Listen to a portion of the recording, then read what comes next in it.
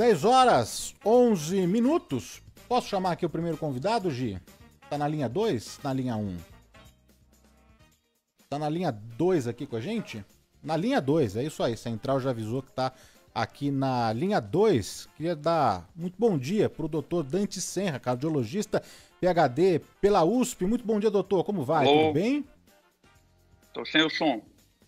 Doutor, tá sem o retorno aqui? A gente já vai ajustar aqui pro doutor. Tá me ouvindo bem, doutor?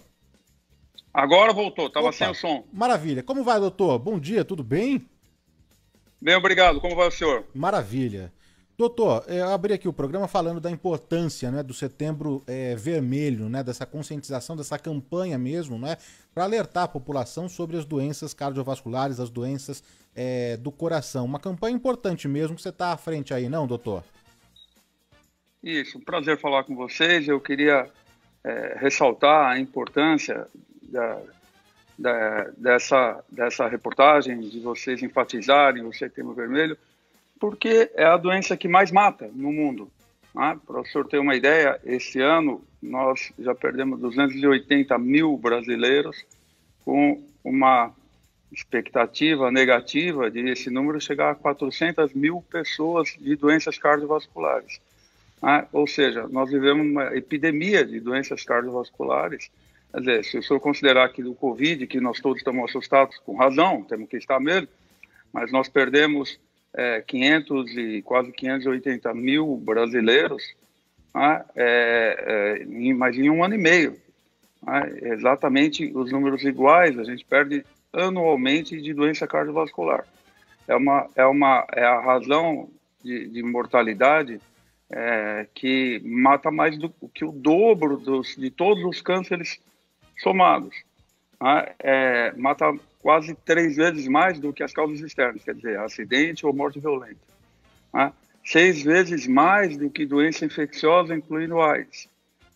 E as coisas não precisam ser assim, dessa forma. Precisa haver uma conscientização da população, porque os métodos diagnósticos dessas doenças são hoje muito apurados, são disponíveis na rede pública, né?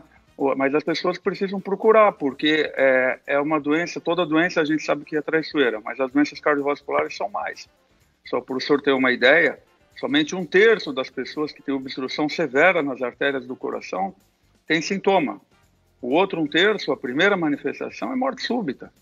E resta 1/3 que abre o quadro com um infarto. O infarto, como eu digo, a gente sai correndo para apagar um incêndio. E quando tem um incêndio, por mais que a gente corra, sempre tem um prejuízo, né? Então, é fundamental a importância disso, porque esses números, a despeito da população estar aumentando, ela vem aumentando mais do que a população. Né? A mortalidade vem aumentando mais do que a população vem aumentando. Então, algo precisa ser feito, né? Porque a gente está correndo atrás para resolver o problema da pandemia, com vacinas, tentando vacinar a população, e tem que ser assim mesmo, graças a Deus que tem que ser assim. Mas a gente parece que finge que passa ao lado a mortalidade cardiovascular, e a gente não se preocupa demais com isso, né? É verdade, não, precisa ficar mesmo em alerta, não é? Com relação a outras doenças. Me lembro aqui também, não é, doutor? A dengue, não é? A gente não fala mais da dengue, não é? E tá aí também. É impressionante, as coisas vão ficando no Brasil, infelizmente, uma notícia ruim sobrepõe a outra, e a tendência é esquecer a anterior como se ela deixasse de existir, né? A gente passa a coexistir com as coisas ruins, e o que é comum no nosso país passa a ser normal. A gente perde a capacidade de indignação. É impressionante. Tamanha é a indignação que a gente sofre, passa por ela todos os dias, né? Doutor, eu queria discutir com você uma pesquisa, um estudo, né? Um estudo global realizado aí pela Organização Mundial da Saúde, pelo Imperial College de Londres também, que trouxe um cenário preocupante, né? Da pressão alta no mundo. Em cerca de 30 anos, o número de pessoas vivendo com a hipertensão no planeta dobrou, não é? Os índices desse estudo, dessa pesquisa, mostraram um salto de 650 milhões em 1990 para cerca de 1,4 bilhão de hipertensos em 2019. Desse total, cerca aí de 14% tem a pressão arterial controlada e cerca de metade das pessoas não sabem que tem a doença e permanecem sem o tratamento adequado. Num estágio inicial, né, doutor, acho que a hipertensão ela nem apresenta sintomas, mas já num quadro mais avançado ela pode começar a comprometer outros órgãos, não? Já que a gente está falando, não é, do Setembro Vermelho, não é? Quais os riscos, não é, do paciente não procurar um tratamento para a hipertensão, doutor? Você veja, Lobato, como são as coisas, né? A despeito de... Esse estudo é fundamental, talvez seja o maior estudo multicêntrico, foi publicado mês passado, se não estou enganado, pela revista Lancet, do Imperial College, junto com a OMS, que mostrou que a população de 1990, que éramos em 5 bilhões de pessoas, hoje somos 7 bilhões e meio, ou seja, nós aumentamos aí mais ou menos 50% em 30 anos, né? E o número de hipertensos dobrou, quer dizer, aumentou 100%, passou de 650 milhões para 1 bilhão e 300 milhões, como você falou, se não estou enganado. Ou seja, nós tivemos um aumento de 100%. Né? E as pessoas não se assustam com a hipertensão, talvez porque ela não figure no ranking das principais causas de mortalidade diretamente. Né? Quando você olha as causas de mortalidade, a doença cardiovascular, câncer, doença infecciosa, mas ela é intimamente ligada à mortalidade cardiovascular. Para você ter uma ideia, a hipertensão é responsável por 65% dos infartos, por 80% dos acidentes vasculares, por 50% das doenças renais. Né? E como você bem lembrou, muitas das vezes ela é assintomática, quer dizer, a pessoa ou não sabe que tem, ou ainda pior, né? Porque se você não sabe que tem, a sua responsabilidade é menor, né? É menor porque ela ainda existe, porque você deve procurar, né? Deve procurar, mas a responsabilidade é menor. Mas o problema é que 50% das pessoas não sabem que tem, mas 70% das pessoas simplesmente resolveram que não vão tratar, porque não tem sintoma, né? Então, além disso, tem pessoas que têm consciência e não tratam. E para te dar um número, eu gosto muito de números, porque os números dão substância aos fatos, né? A gente sai do terreno do terreno do genérico, e a gente ganha estofo, né? Ganha substrato. Quem tem uma hipertensão descontrolada, hoje, segundo um outro estudo da ONU, nós vivemos 16 anos a menos. E os últimos 20 anos ainda com uma perda importante de qualidade, de funcionalidade, né? Outra coisa que chama atenção nesse estudo, que além do número ter aumentado, né, a hipertensão mudou de endereço no mundo.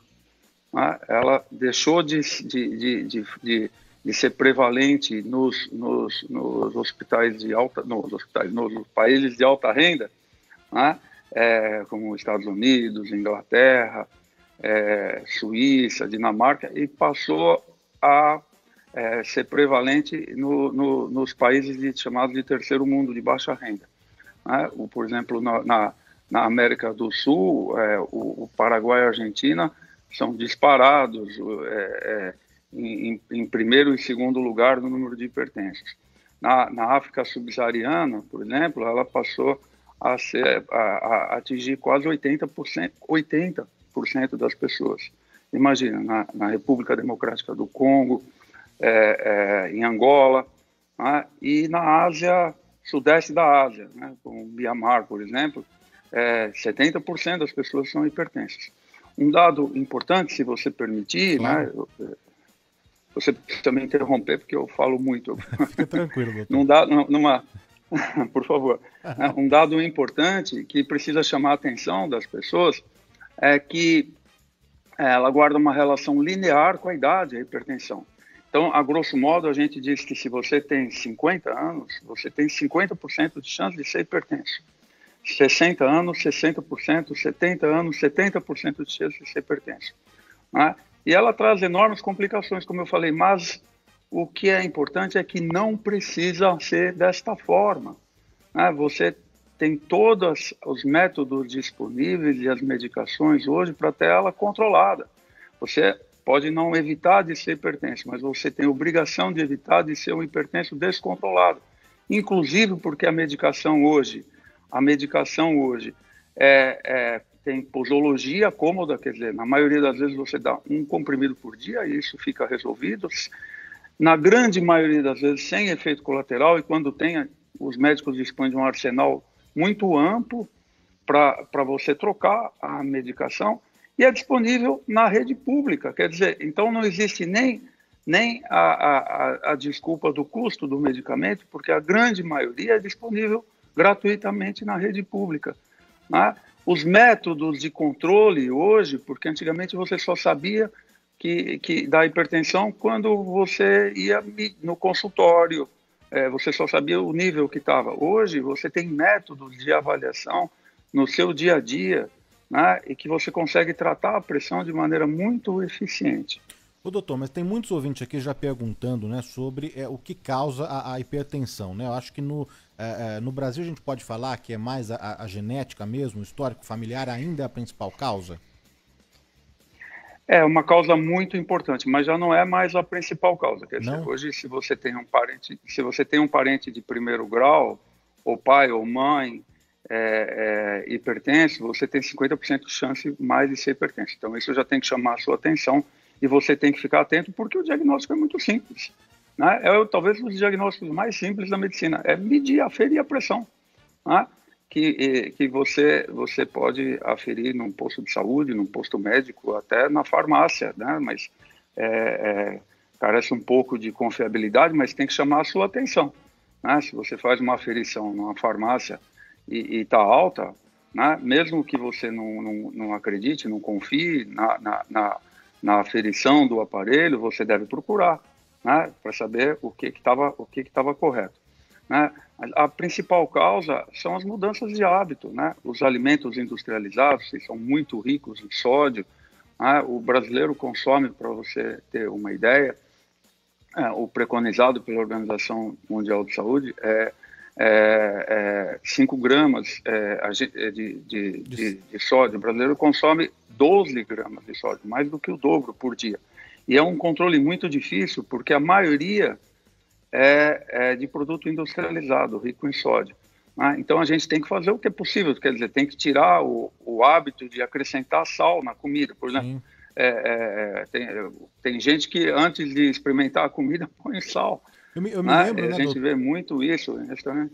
Não, desculpa te interromper, que eu me lembro, né, que já tem algumas cidades, né, que por meio de leis proibiram, não é, aqueles pacotinhos de sal mesmo, né, à disposição do cliente nas mesas de bares e restaurantes, tudo isso para justamente, não é, evitar, né, de que a pessoa use em excesso, né, o brasileiro já usa mesmo, né, o dobro da quantidade então, recomendada pela OMS, né? Para você ver como campanha pública, de fato, quando ela é incisiva, ela tem efeito. Sim. Né? O exemplo disso é o tabagismo, que é outro responsável, porque ele faz constrição das artérias. O exemplo claro de campanha pública eficiente, competente, funciona. Né? Para você ter uma ideia, há 30 anos, nós tínhamos quase 30% de fumantes no Brasil. A nossa meta era o Canadá, que era 15%. Sabe a quanto nós chegamos hoje em dia? 9% dos brasileiros, eu não sei se pode usar essa palavra, mas entre aspas, apenas fumam. 9% dos brasileiros fumam, que é outra causa de tabagismo. Obesidade, né? Hoje, segundo o Ministério da Saúde, 45% dos brasileiros são sedentários, né? A obesidade nunca vem sozinha, ela é um pacote, né, como se diz. Ela vem acompanhada de hipertensão, de distúrbio metabólico, de colesterol alto, de glicemia alta, de diabetes, né? E todos esses são fatores de risco para você ter problema cardiovascular, né? Cada um deles isoladamente, né? E juntos, então, o que você imagina, né, que e as pessoas se enganam, sabe, Bobato, muito. As pessoas procuram desculpas, né, como se tivesse culpa de ser hipertenso. Então, as pessoas vão ao consultório, você mede a pressão e a pressão, ele fala, não, minha pressão é boa, ou eu sou hipertenso, mas está controlada. Aí você vai medir, isso acontece diariamente. Você vai medir, está 16, 17 a pressão, e aí a pessoa diz assim, não, mas isso é síndrome do avental branco, é porque eu fiquei nervoso de medir. É verdade. Mas é verdade, isso existe de fato. Verdade. Mas aí eu pergunto... Diga. Pois não. Não, diga, doutor, por favor. Aí eu pergunto, tá bom, a síndrome do avental branco, ela existe, mas ela é mais uma situação de estresse na sua vida. E aí eu pergunto, quantas vezes você fica estressado por dia, no seu dia a dia normal, natural? Né? O remédio tem que ser eficiente para a situação de estresse. Né? Porque quando você está passeando na praia com a sua família, descansando, né? no final de semana, não precisa, ou precisa pouco. Mas essa não é a nossa vida é de trabalho, de labuta, de luta. O remédio tem que ser eficiente para esses momentos. Né? Então, mesmo no mínimo, e mesmo a pessoa que não toma medicamento e que ela, quando vai medir, a pressão está alta, isso expressa, no mínimo, uma tendência, quer dizer que você deve ficar atento. Né? Não, você sabe, doutor, só para abrir um parênteses aqui, nessa síndrome do avental branco, em dezembro, né, do ano passado eu peguei Covid, não é? E tive uma arritmia, uma taquicardia sinusal, e depois da recuperação fui fazer um check-up mesmo, né? E passei no cardiologista, né? E antes tem ali uma pré-consulta, onde você tira a pressão, o peso, a altura, faz todas as medições, né? E a pressão naquele momento, né, a hora que eu entrei no consultório médico, estava muito alta mesmo, né? E depois volta para a sala de espera, fica aguardando o médico chamar, e depois no bate-papo, na conversa, já na entrevista com o doutor, ele foi medir mais uma vez e estava normal, né? Depois acabei fazendo todos os exames também, o mapa, o Holter, né? Mas é engraçado, tem alguns ouvintes também aqui falando, né, da síndrome do avental branco, né? Que assusta mesmo. Acho que é um momento de tensão, né? De estresse, né, doutor? Sem dúvida mas como eu disse, pode expressar uma tendência. Liga um sinal de alerta. Né? Porque não é comum, numa situação de estresse, a pressão ficar, como você falou, muito alta. Né? Ela pode subir aí, na maioria das pessoas, 1 ponto, 2 pontos. Quando você vai medir, está 14, 13. Aí a pessoa fala assim, nossa, minha pressão normal é 11, é 12, foi para 13, 14. Aí é aceitável até. Né? Agora, se ela está 17, 18, no momento de estresse, no mínimo expressa uma tendência.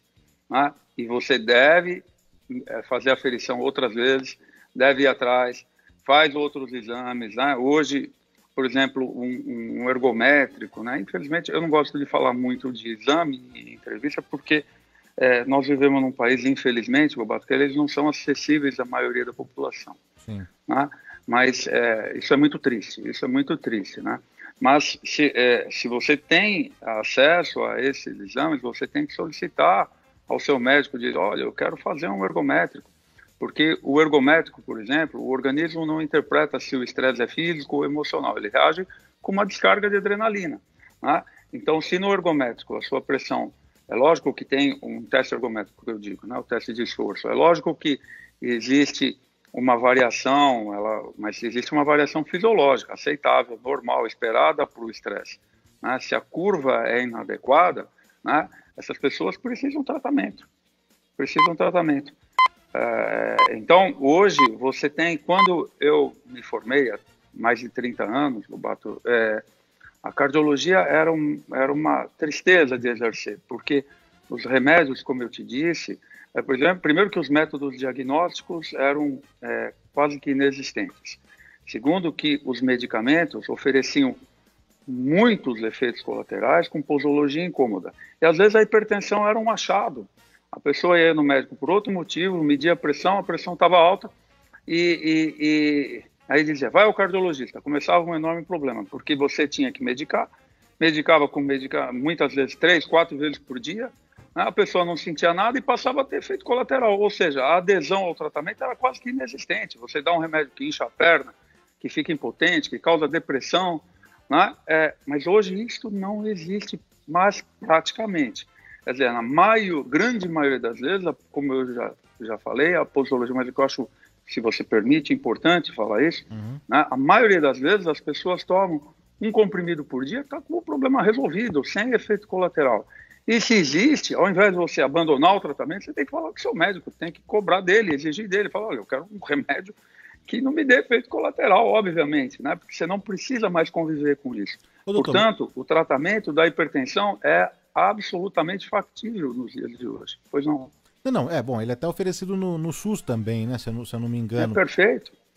Bom, a gente Perfeito. sabe da eficácia do tratamento, né? E a gente sabe também que é uma doença crônica, né? Mas uma vez hipertenso, sempre hipertenso, ou mudando os hábitos, né, de vida, uma alimentação, atividade física, largar o tabagismo para quem fuma, não é? A pessoa pode deixar de ser hipertenso, ter uma pressão controlada ou não? Uma vez hipertenso, sempre hipertenso?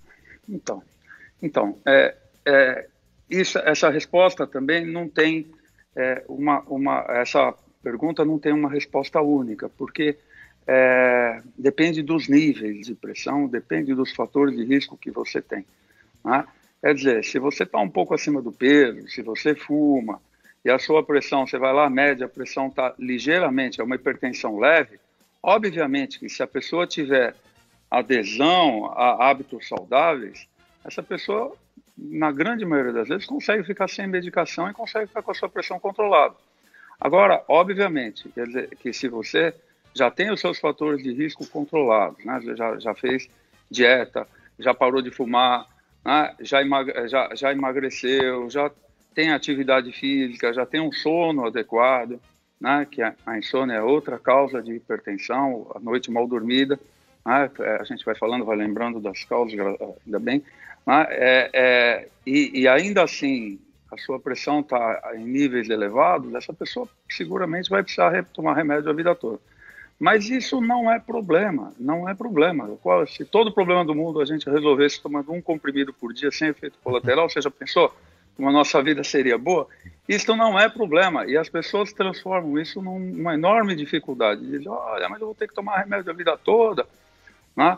Mas eu digo, meu Deus, e daí? Isso é como usar um óculos, né? A sua vida está distorcida, você põe o óculos para corrigir a sua visão. E o remédio é assim também, é para corrigir a distorção que é a hipertensão, né? Então, isto não é problema. O problema é tomar remédio tendo efeito colateral. Mas isto não é mais preciso. O doutor, e com relação às crianças e aos jovens, né? A Angélica levantou aqui a questão da hipertensão familiar e a prevenção em crianças, não é? E existe também relatos, né, de hipertensão em jovens, mas me parece que isso está ligado a outras doenças. É um pouquinho diferente, não, doutor? Não, já foi diferente, viu? Já foi diferente, mas hoje a alimentação inadequada, os fast foods,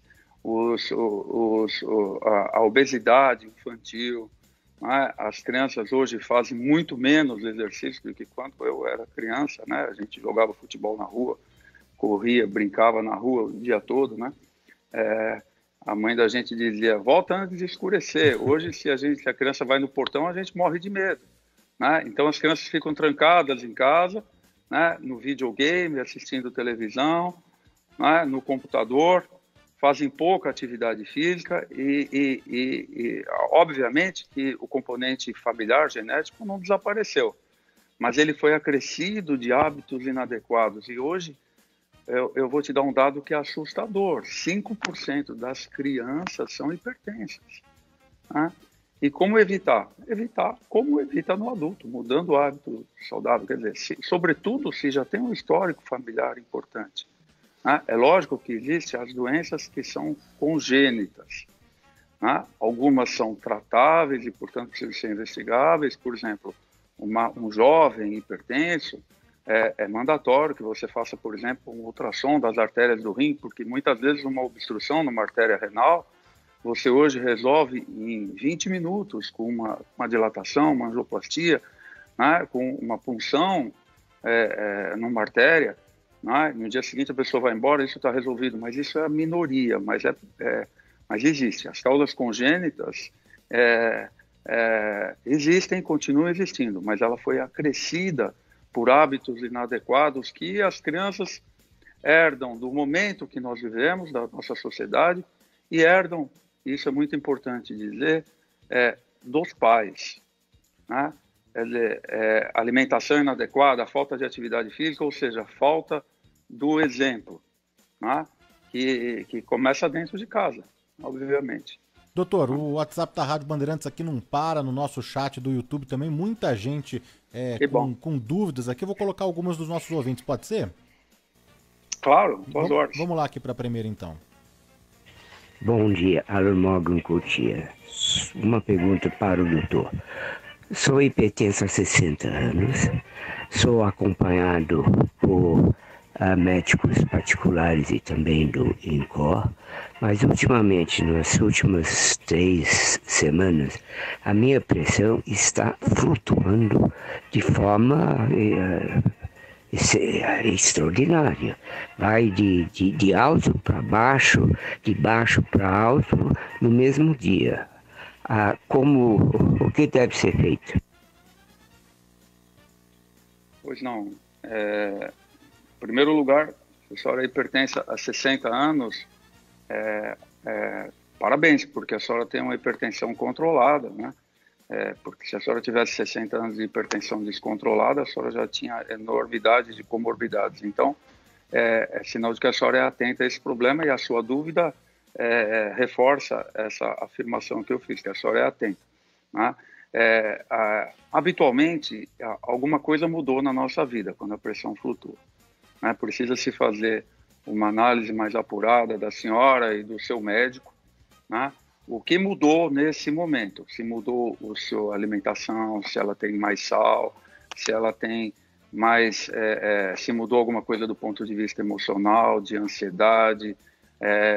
Ninguém de nós está livre de problemas. Hoje a gente está plugado aí no estresse, nos problemas, né? Que o celular não nos deixa ter um minuto de... Você liga a televisão, eu digo para os meus pacientes, vocês têm que criar mecanismos de defesa, né? Porque todos nós precisamos, né?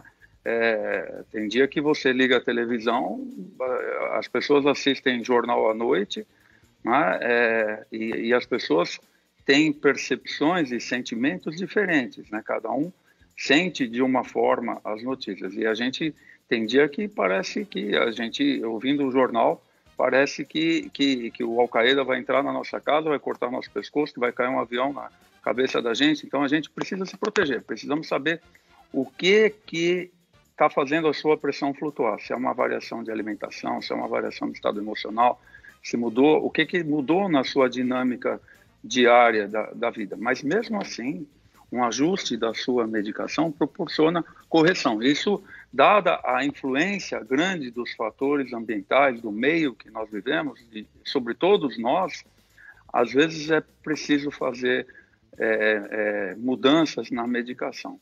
Alguns pacientes tomam a mesma medicação há muitos anos, né? Mas se fizer uma avaliação da personalidade dessas pessoas, essas pessoas são menos influenciáveis, mas é uma minoria. A maioria de nós sofre muita influência do meio, do estresse, do noticiário, e a gente não tem tido noticiário muito favorável ultimamente no mundo, né?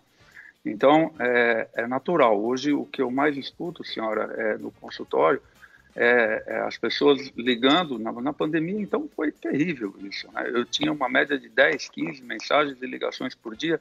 Assim, Dante, a minha pressão aumentou. Dante, eu estou com arritmia. Dante, eu não estou dormindo à noite. O que pode ser isso? A influência do meio, do momento que nós vivemos, né?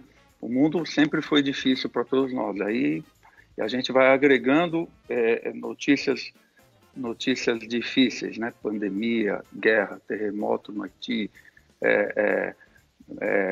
Todo dia a gente tem uma agressão absurda. Então precisa a senhora sentar com calma, junto com o seu médico, e ter uma conversa.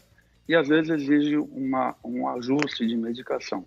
Tem medicação que hoje basta a senhora conversar com o médico que cuida da senhora, né? Tem medicação que proporciona isso, um equilíbrio maior da pressão, e diminui bastante essas variações. Doutor, tem mais uma pergunta aqui do ouvinte Bandeirantes, vamos colocar aqui. Bom dia, Maurício de Santos. Gostaria de saber do doutor se é possível curar a hipertensão, deixar de ser hipertenso e parar de tomar os remédios. Parabéns pelo programa. Muito obrigado, senhor Maurício. Eu acho que a gente conversou sobre isso, né, Lobato? Quer dizer, isso depende, senhor Maurício, depende, né? Quer dizer, o tratamento eficiente da hipertensão é cura também, né? Tem cura que a gente assimila a cura com ausência de medicamento, né?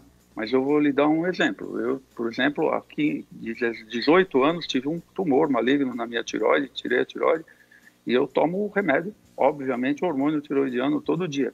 E eu considero cura. Então, tomar um comprimido por dia, né, não quer dizer que o senhor não esteja curado. Mas eu entendi a sua pergunta no sentido de o senhor nunca mais ser hipertenso. Mas, como eu disse no começo do programa, sim, isso depende dos seus níveis de pressão. Depende da sua condição física. Se o senhor tem níveis não muito elevados de pressão, né, e tem fatores de risco, que a gente chama, controlados, né, fora de controle, basta controlá-los se o seu nível de pressão não for muito acentuado. Mas se o senhor tiver um nível de pressão muito acentuado, possivelmente o senhor vai ter que tomar remédio a vida toda. Né? E aí tem que conversar com o seu médico para que o senhor tome o menos possível de medicamento e com menos ou, de preferência, nenhum efeito colateral. Mas isso também é considerado cura. Tem mais uma aqui, doutor. Da maioria da população. Doutor, bom dia. Alex, motorista de Itaquera. A minha pressão, quando eu não tomo remédio, ela chega no máximo 14/9. Isso é para se preocupar? Maurício, né? Perdão. Alex. Alex, perdão. Alex, deixa eu te falar assim. Hoje, pelos novos conceitos da Organização Mundial de Saúde, do Ministério da Saúde, 14/9 é uma hipertensão leve. Né? Mas é isso, quer dizer, se você tem os fatores de risco para ser hipertenso, já pela sua profissão, você passa muito tempo sentado, né? Então, é mais difícil, realmente, mas se você conseguir ter uma atividade física, se você tiver sobrepeso e controlá-los, né, com muita probabilidade você vai ficar sem medicamento. Porém, você vai ter que estar sempre atento a isso. De vez em quando medir a pressão, né, saber se isso foi suficiente para ficar sem medicamento. Porque as pessoas tomam uma atitude como definitiva, né?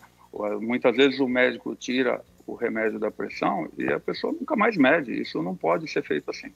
Tirar o remédio implica em aferições mais frequentes e não menos frequentes. Mais uma aqui do Gilberto Almeida, do Jardim Universal, São Paulo. Bom dia, Danilo. Parabéns aí pelo programa, como sempre, muito útil para todos nós. Eu gostaria de saber do doutor se é possível tratar a hipertensão sem medicamentos. Um abraço. Então, é possível, de novo, dependendo do nível da pressão, né? Dependendo do seu hábito, se você come muito sal. Hoje e assim, isso é importante falar, se você permitir, quer dizer, as pessoas ficam, mas eu uso sal do Himalaia, sal rosa, sal não sei o que, sal marino, todos eles têm uma quantidade de sódio muito próxima. Quer dizer, o seu benefício é muito pequeno em variação, ou nenhum, mudando o tipo de sódio. E as pessoas se enganam e acham, o sal que eu uso é o sal marino, é o sal não sei o quê. Então, olha, dá um Google e olha a quantidade de sódio de cada sal. Eles são muito próximos. A única atitude eficiente é se você usa o sal dietético.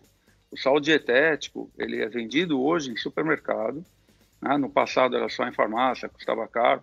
O sal dietético custa pouco mais caro do que o sal normal e ele tem 50% do sódio, né? Mas ele tem mais cloreto de potássio. Então, você precisa ter uma conversa com o seu médico para saber se você não tem problema renal e pode tomar o sal dietético porque ele tem muito mais potássio, mas ele tem muito menos sódio. Né? Essa é uma atitude eficiente no controle da hipertensão leve, muitas vezes ela é suficiente, mas ela é auxiliar em quem tem pressão alta. Mas é possível sim, é possível não tomar medicamento dependendo do seu nível de pressão e da sua adesão aos hábitos saudáveis. Doutor, tem mais uma aqui. Você vê que as perguntas, Gobato, diga. As perguntas elas orbitam sempre nas mesmas questões, né? As pessoas têm muita restrição em tomar medicamento, né? Sim, sim. Mas isso é um preço que nós pagamos hoje em dia por viver mais, né? Agora, se você toma um medicamento que não lhe traz efeito colateral, o medicamento é seu aliado, ele não é seu inimigo, né? Eu, às vezes, escuto as pessoas falando, eu tomo esse amaldiçoado desse remédio, esse maldito remédio. Meu Deus do céu, eu digo, não é isso, ele é abençoado, ele é seu amigo, se não fosse ele, você já tinha tido um AVC, já estava na cama, já tinha tido... Qual é o problema, meu Deus? Hoje a gente vive mais, né? É o que eu digo, você imagina as pessoas que viviam na Idade Média, não tinha correção de refração, não tinha óculos, você imagina a qualidade de vida. Mas as pessoas viviam 40 anos, 35, 40 anos. Hoje a gente vive mais. Então, para você ter uma ideia, Gobato, sem querer devagar muito, né, porque eu sei que tem perguntas e peço desculpa, mas segundo a Organização Mundial de Saúde, do ano 2000 a 2019, a humanidade ganhou, em média, 6 anos de vida. Ou seja, nós passamos de 67 para 73 anos de expectativa de vida. Em média, né? Isso varia de país para país, mas em média ganhamos 6 anos. Mas o ponto é que desses 6 anos, o que é assustador, só 3 são de qualidade, né? Quer dizer, os outros 3 são de dificuldades, dado a nossa saúde. Então, quer dizer, nós ganhamos 3 anos de qualidade e 3 anos de angústia e de sofrimento. Isso precisa ser mudado, né? E isso depende dos nossos hábitos. Não estou dizendo que é fácil, estou dizendo que é factível e possível. Doutor, para a gente encerrar aqui, mais uma aqui do nosso ouvinte, é o Fernando da Saúde. Cristiano, bom dia. É Fernando do bairro da Saúde. Pergunta para o doutor se com o uso com frequência de Viagra tem problema com pressão alta ou pressão baixa. Obrigado. Vamos lá. Não, habitualmente não tem problema, né? Ele até é um vasodilatador, ele costuma até ter um controle melhor da pressão. Entretanto, a pressão precisa estar controlada. Por quê? Por causa do esforço que o ato sexual costuma promover, né? Então, ele não é um problema do medicamento em si, mas se você tiver com uma pressão muito alta, o esforço do ato sexual precisa ter cuidado, né? Mas o Viagra não costuma ser, esses medicamentos para potência costumam ser vasodilatadores. Eles têm uma contraindicação se você tem, por exemplo, uma obstrução da artéria do coração e não sabe, né? Ou se você toma nitratos, que são medicamentos vasodilatadores para o coração. Fora isso, não existe contraindicação de você fazer uso dessa medicação. Olha, queria agradecer demais aqui a participação ao vivo neste sábado, 11 de setembro, do doutor cardiologista, doutor Dante Senra, esclarecendo, não é, as dúvidas dos nossos ouvintes sobre esse tema, hipertensão, e falando também da importante campanha do Setembro Vermelho, né? Reforço aqui, né, doutor, se você quiser também, né, fechar também, falando da importância, né, de procurar um médico, né, não só agora para o tratamento da Covid, a gente tende, né, a focar em uma doença, não é? Mas é importante mesmo a gente passar a fazer um check-up anual, não é?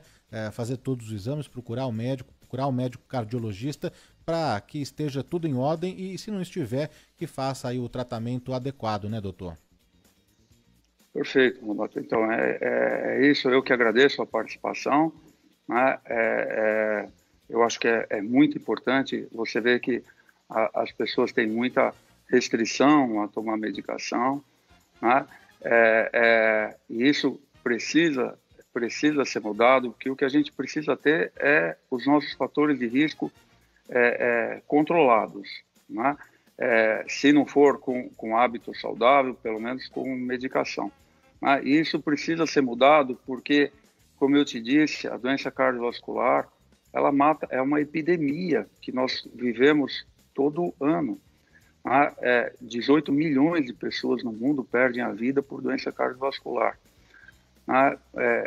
No Brasil, 400 mil pessoas todo ano. É uma epidemia e você veja que todo mundo ficou muito angustiado procurando as vacinas, né? Nós demos graças a Deus quando chegaram as vacinas para a Covid, e assim, fato, tem que ser assim, eu também, né? Mas para hipertensão não tem vacina e não precisa de vacina, precisa hábitos saudáveis, medicação adequada, né? Fazer exame periódico, né? E aí uma pergunta recorrente para o cardiologista é de quanto em quanto tempo eu tenho que fazer exame de coração, né? E aí eu costumo frustrar as pessoas que dizem que esperam uma resposta padrão e dizem uma vez por ano tá bom. Eu digo, eu não sei, depende, nós estamos falando de quem, né? A periodicidade do exame, quem determina a periodicidade do exame é o comportamento do paciente. Se chega um paciente no consultório com seus fatores de risco controlados, faz atividade física, magro, e quando eu digo atividade física, você não precisa ir para academia, ficar lá levantando peso 4 vezes por semana, não é isso, é uma caminhada de 30 minutos por dia para o coração, isso é suficiente, né? 5 vezes por semana. Quer dizer, não me parece um esforço hercúleo para que você, pelo benefício que ele traz, né? Então, assim, se você tem as suas comorbidades controladas, né? E o que é importante, que eu sempre chamo a atenção, sabe, Gobato, que eu espero que as pessoas, que essa pandemia, alguma coisa de bom a gente tem que tirar disso, né? Não é possível que... eu tenho dito que se ficar como legado, as pessoas perceberem que os indivíduos que tinham suas comorbidades, essa palavra voltou a ficar na moda, né, infelizmente, mais controladas, tiveram melhor condição de enfrentamento da doença na pandemia agora, né? Se esse legado dessa percepção for alcançado, a gente já tirou alguma coisa de bom disso tudo, porque infelizmente, dada a relação pouco ética, predatória que o homem tem com a natureza, nós vamos enfrentar outras pandemias, né? Então, a gente precisa estar numa condição de saúde favorável, que o enfrentamento é muito mais fácil. Muito obrigado a você pela oportunidade. Obrigado, viu, doutor? Obrigado mais uma vez pela atenção aqui com o ouvinte da Rádio Bandeirantes. Dr. Dante Senra, Dr. de doutor Dante Senra no Instagram. Você pode passar a seguir, acompanhar o doutor. Todas essas dicas também nas plataformas digitais do doutor. Até uma próxima, bom fim de semana, hein, doutor? Até uma próxima, muito obrigado a vocês todos. Tchau, tchau.